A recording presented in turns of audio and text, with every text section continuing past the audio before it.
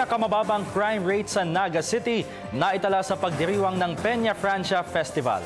May report ang aming kasamang si Grace Refama Simando ng Radyo ng Bayan Naga.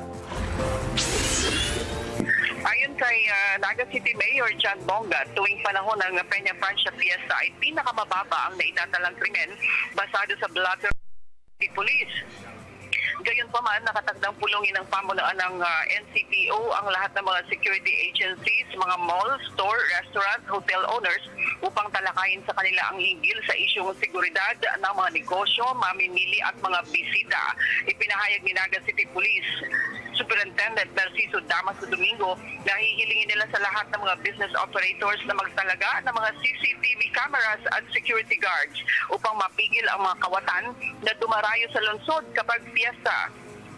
Pagdating naman sa isyong pangangalaga sa kaligtasan ng mga panauhin at turista, pahayag ni Mayor John Bongat na iniatas na niya sa Arts, Culture and Tourism Office na makipagtulungan sa lahat ng mga hotel owners upang matiyak na ligtas ang buhay at gamit ng mga turista.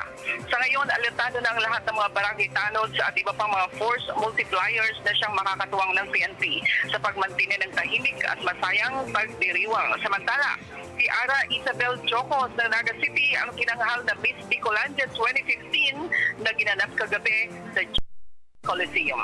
Radyo ng Bayan Naga para sa Telebisyon ng Bayan. Grace Refama Simando.